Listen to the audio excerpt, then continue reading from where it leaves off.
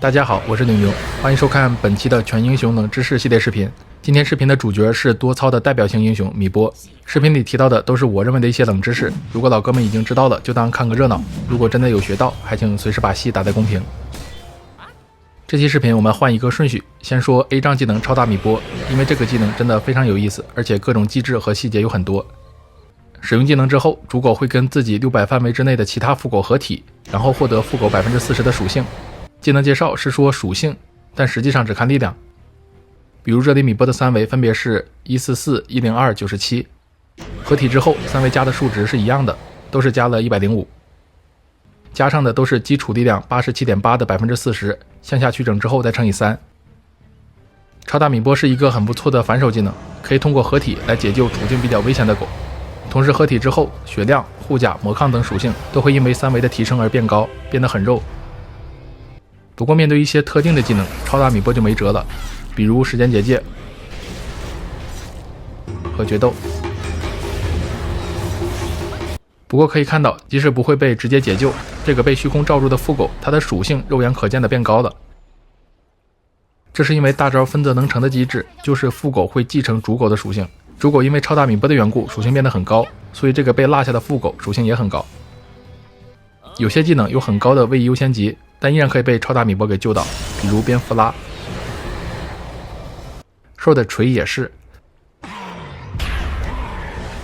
地上虽然留有一个副狗的模型，但实际上它现在已经在主狗的背上了。超大米波不仅没有抬手，也能插队。比如某只副狗被冰龙大了，此时能救到副狗的距离很极限，主狗很有可能会不小心走进范围，吃到嘲讽。想要求稳，或者主狗压根就不在现场的话，可以直接忽悠进去，并在忽悠抬手期间下达超大米波的指令，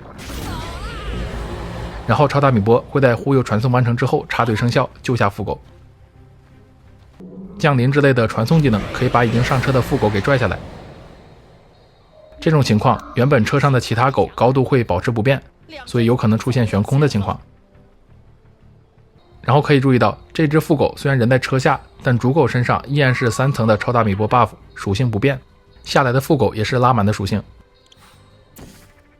然后超大米波其实有一些比较尴尬的情况，比如主狗进入隐身状态，副狗依然会被看到。事实上，即使所有狗都隐身，超大米波依然会被对面看出来。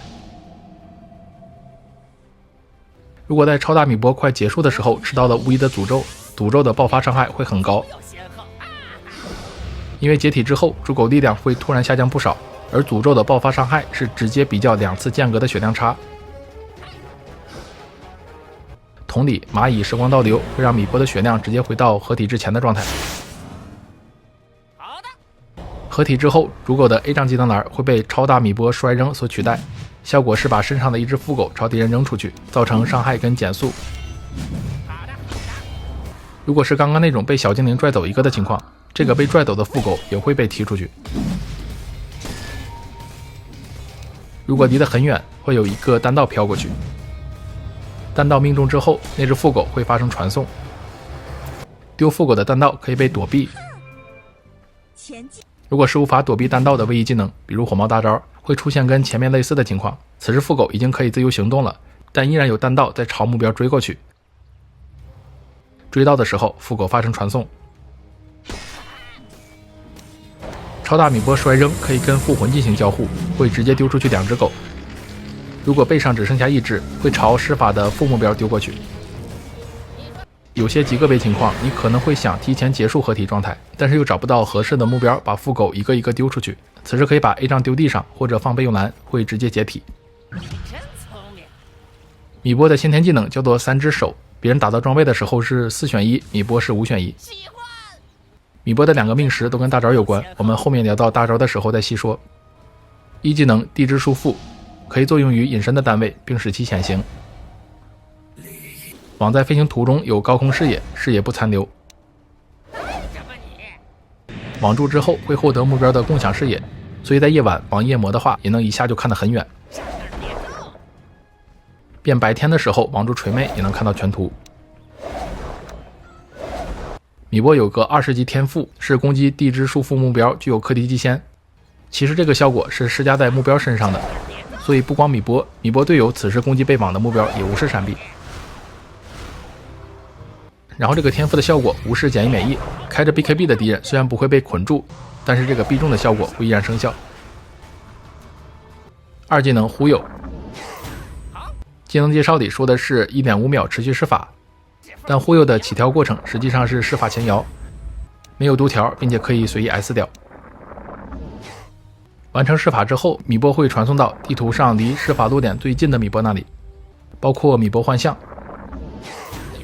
队友知道的米波幻象也能成为传送目标。处于无敌甚至隐藏状态的米波也可以是传送目标。拉比克用忽悠比较有意思，首先他可以往自己的幻象上面传送，队友的拉比克幻象也可以，然后己方的米波幻象也行。水人类似，水人模型和米波模型都能传。4狗或者5狗齐飞是每一个米波玩家的必修课，也是新手玩家被劝退的一个根本原因，需要不断的用 Tab 键切换副狗，并依次分别下达忽悠指令，然后主狗跳到切入。不过现在不用怕了，官方给提供了一个名正言顺的脚本，就是给忽悠添加了多样施法效果。开启多样施法之后，主狗下达的忽悠指令是所有副狗一起朝目标进行忽悠。也就是说，现在5狗齐飞甚至都不需要切到副狗上面，只需要控制主狗进行一次忽悠加跳刀的操作就行了。然后多样施法忽悠点人和点地效果是不一样的。刚刚演示的5狗齐飞本质上是点地释放，这种情况的主狗自己是不忽悠的。如果是施法落点点在某一只狗身上，就是主狗副狗一起忽悠。比如所有狗都已经在现场了，此时就可以点人释放，让主狗也一起打出忽悠伤害。副狗使用多样施法忽悠也是一个机制，可以让自己除外的其他狗进行忽悠，也可以点人让所有狗一起忽悠。3技能洗劫，攻击会对目标造成一段额外18点的纯粹伤害，同时所有米波会被治疗18点血，然后对非英雄单位的伤害和回血都只有一半的效果。和我想的一样，幻象和英雄级单位都会被当作英雄处理。洗劫打肉山完全没有效果。技能介绍说是治疗，但洗劫并不能享受圣洁吊坠的加成，不过可以享受散花的吸血增强，所以属于攻击吸血。然后可以看到散花只能增加主狗的吸血量，因为副狗不能继承主狗的装备，身上并没有吸血增强的效果。减1免1可以阻止洗劫对自己施加额外的纯粹伤害，但是不能阻止米波回血。米波的魔晶技能叫做绝地，米波进入隐藏状态持续3秒，期间回血速度增加。绝地看上去并不是位移类的技能，但是却不能在被缠绕的状态下使用，束缚也不行。埋地的时候还会对自身施加一次弱驱散的效果。拉比克用绝地的话，自己的模型不能完全钻进地里，并且结束之后模型会出 bug， 一直处于这样的摇摆状态。大招分则能成，默认最高等级是3级，也就是总共3只副狗。和其他英雄的大招不一样，米波的3级大招分别可以在4级、11级和18级学习。如果选的是左边命时更多米波，分则能成可以学到4级，分别在3级、10级、17级和24级学习。因为大招比别人多1级，命1米波会比其他英雄少一个黄点。更多米波命时虽然多一只狗，但是属性会略有削弱。正常来说，副狗的属性一定是继承主狗的，这得给命2米波带满极限法球，副狗的3维属性也会跟主狗保持一致。而命1米波的副狗只能继承主狗 85% 的额外属性，额外属性指的是面板这里的绿字，也就是装备或者黄点提供的属性，副狗只能继承 85%， 所以装备很多极限法球的话，命1副狗的属性明显会比主狗更低。米波右边命时叫做相依为命，效果是每只米波都能给600范围内的其他米波提供一个可以独立叠加的 buff， 有攻击速度和护甲的加成。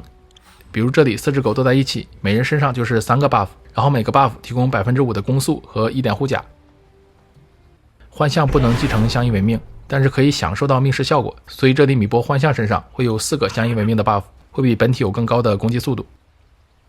到它 buff 显示，米波2个命时的选择率非常接近，右边命时相依为命略高一点点胜率的话明显是右边更高。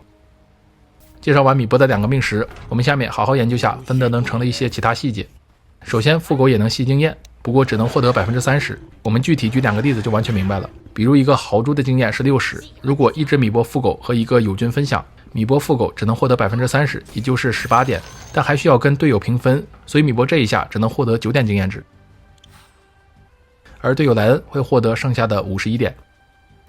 如果是2只米波副狗，这回18点经验是被3个人平分，所以每只副狗分别会获得6点经验，总共就是12点。然后60剩下的48点回归莱恩。如果只有米波副狗，那么更多的副狗不能增加米波获得的经验值。这里不管几只副狗都是只能获得18点，因为18除以 n 再乘以 n 肯定还是18。所以米波清矿的时候一定要记得主狗在现场，不然会少拿好多经验值。然后主狗和副狗走一起的话，不会获得超过 100% 的经验值，因为还是走正常的评分流程，最终就是 100%。米波副狗属于克隆体，基本就可以等同于是一个英雄单位。电狗大招风暴双雄也是克隆体，但是风暴双雄不能破除轨迹之物，莱恩也不能加到能量，但是米波副狗可以破物，莱恩也能通过给副狗施加的大招底 buff 获得永久点数。不过也有例外，比如卡尔毁天灭地不会搜索米波副狗为目标，宙斯大招也是。米波的多个克隆体单位有时会弄巧成拙，有可能会让部分技能的效果被放大很多。比如莱恩右边命是死亡之拳，如果打死米波的话，能直接加多层能量。还有最经典的大牛灵体游魂，能从英雄单位身上获得更多的攻击力加成，打米波非常好用。副狗只能继承主狗的鞋类装备，同时副狗不能主动使用秘法，